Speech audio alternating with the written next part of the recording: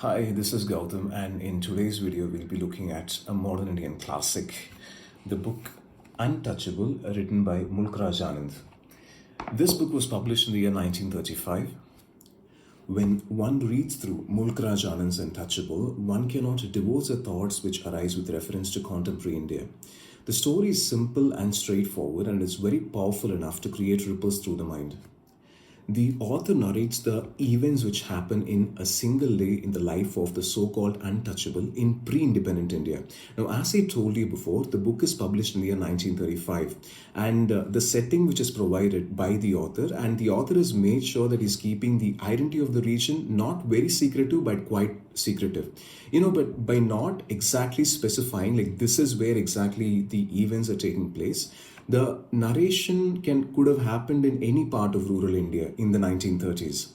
The protagonist in the story is an 18-year-old sweeper whose first job of the day is to clean dry latrines. By trying to understand what goes on in that single day, Mulkraj Anand captures the condition of untouchables in India in the past, the present, and the possible future. Now, if you look at the events which happen in the story, you have a set of usual events which happen, and some unusual events which happen on the single day. The usual set of events, when he tries to follow the what happens is daily course in the morning, then the afternoon, then the evening, you kind of see the level of injustice which the untouchables are subjected to.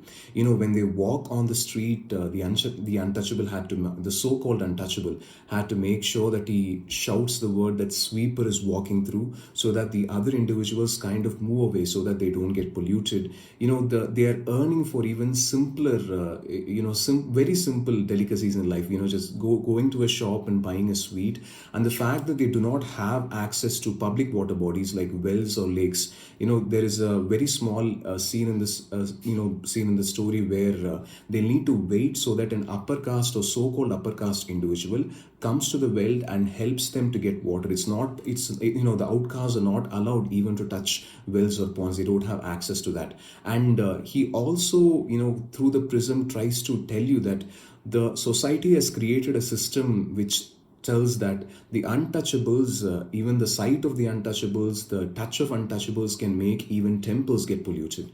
If you have the usual events on one side, the unusual events on the other hand, try to amplify the mind of the individual. Now, just be careful. The author is not trying to provide any solutions for untouchability. That is not the author's purpose. The author attempts to understand the psychology of the individual. He attempts to swim through. By those series of unusual events, the individual, the protagonist himself, begins to question in his own mind why there are so many rules and regulations which cannot be clearly justified by any reasonable backing, and why does he actually have to suffer even though he hasn't done any mistakes, and why does he go through a suffering process though he is a righteous person. The final pages in the book has a kind of a conversation among different individuals, and they decide, or they discuss on how to overcome the problems of untouchability. In the Indian subcontinent, several leaders pre and post independence have struggled really hard to abolish the practice of untouchability.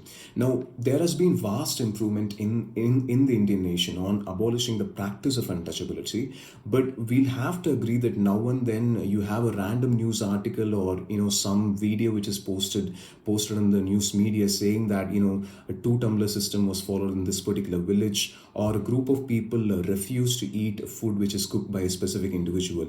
Now, these events reduce to die down. Though you have education, though you have large number of again campaigns to completely abolish untouchability, now and then it does appear in different avatars. But we can take heart from the fact that compared to a century ago, there has been definitely vast improvements in the realm of untouchability, and the society agrees that this unjustifiable practice has to be abolished. In the year 2013, the government of India came up with an act, the Prohibition of Manual Scavengers and Rehabilitation. Though implementation of the act is still under question, now and then you have problems. It has been accepted that we need to move to a society where manual scavenging has to be completely banned. If you look at the problems of untouchability and manual scavenging, the final root actually originates in the caste system.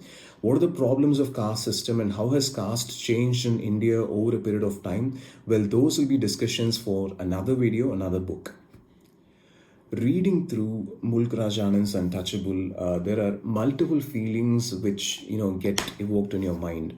You try to connect it with a lot of events which happen in our society and maybe in our own lives. So once you finish the book, you let me know what ideas, opinions you have in the comment section below.